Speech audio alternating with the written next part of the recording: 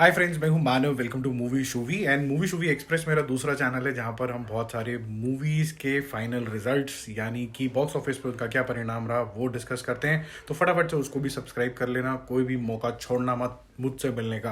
अब हम बात करने वाले हैं कुछ ऐसे कोरियन ड्रामा की जिसको देख के आप थोड़ा सेंटिमेंटल भी होगे, इमोशनल भी होगे, मैजिक भी आपको खुद दिखेगा, साइकोलॉजिकली भी आप थोड़े से मूव होगे और सोच में पड़ जाओगे कि यार ये मिस्ट्री क्या है, but at the same time क्या ये इतना एंगेजिंग है, क्या ये उतना ही फैंटास्टिक है, क्या ये एक ऐसा कोरियन ड्रामा है जिसको देख के आप बोलते हो कि यार इसके अंदर स्पिन अच्छा था, इसके अंदर शॉक वैल्यू अच्छी थी, अगर एक्शन था तो कोई अलग ही तरीके का एक्शन था, अगर रोमांस था तो ऐसा रोमांस था जहां पर अपने आप बॉयफ्रेंड या गर्लफ्रेंड को बोलते हो कि यार ऐसा बनो।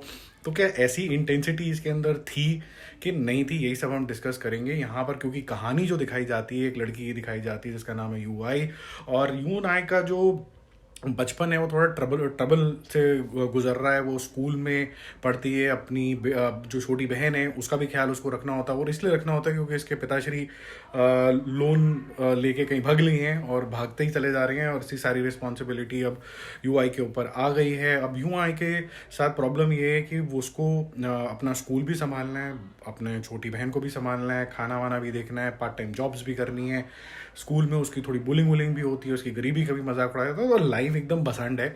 एक दिन उसकी जो लाइफ में थोड़ा सा स्पार्क आता है मैजिक का, यूं करके जब उसकी मुलाकात होती है एक मजिशियन से अम्यूजमेंट पार्क में, और पीछे बैकग्राउंड में आपको बहुत अच्छे तरीके से वीएफएक्स और ये सब चीज़ें दिखती हैं, और आपको मन में ब्लड्डू फूटने लग जाते हैं कि ये लाइफ में इसके कुछ नया मैजिक लेके आएगा। और जिस तरीके से ये जो वीएफएक्स हो रहे हैं, बटरफ्लाईज जा रही हैं, पैरेट उड़ रहा है, अलग अलग तरीके की लाइट्स आ रही हैं, ऐसी इसकी लाइफ भी जो है उसके अंदर लाइट आ जाएगी।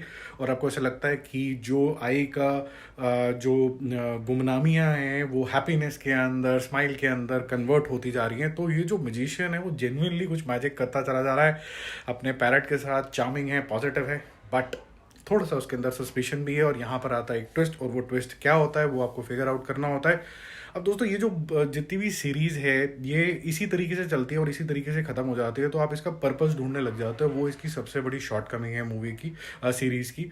यहाँ पर कुछ सीरीज होती हैं जिसका एक स्टार्टिंग और एंड होता है, ये इन बिटवीन वाली लगती है कि ऐसे एक लार्जर नरेटिव के अंदर एक स्मॉल नरेटिव ले लिया, और आप बहुत हद तक सिर्फ इतनी ही कंफ्यूजन में रहते हो कि एक गुमनामियों में गई हुई लड़की जो डिप्रेस्ड है, अगर उसको अपलिफ्ट करने के लिए थोड़ा सा मोटिवेशन चाहिए था, एक अलग तरीके का मैजिक चाहिए था, तो ये भाई साहब जो हैं अम्यूज़मेंट पार्क से मैजिक करते हुए पहुंच गए। अब इसका कैरेक्टर काफ़ी ज़्यादा लेयर्ड है मजिशियन का, वो आप जब देखोगे आपको पता चलेगा। बहुत सारा किसी चीज़ को लेके शक की सुई भी भाई साहब के पास जाती है, फिर वो कैसे इसको रिजॉल्व कर देता है। अचानक से ये सीरीज़ ख़त्म हो जाती है और आप वंडर कर रहे होते हो कि अब नेक्स्ट क्या क्या मजिशियन की लाइफ अब कैसे आगे जाएगी, या फिर आई की जो लाइफ है वो कैसे आगे जाएगी। आपके पास बहुत सारी पजल्स ऐसे की ऐसे ही अनसॉल्व रह जाती हैं, और आपको ऐसा लगता है कि बस ये हैप्पी गो लकी वाली थोड़ी सी आपने सीरीज़ देखी with the twist here and there and the chapter is over, जो इसका बिगेस्ट शॉर्ट कमिंग मुझे लगा। तो इस वजह से मैं ये बोल सकता हूँ कि ये वन ऑफ द वीकेस्ट जैसे कहते हैं ना साउथ कोरियन सीरीज़ है जिसका हार्ट जो है वो राइट प्लेस में नहीं है।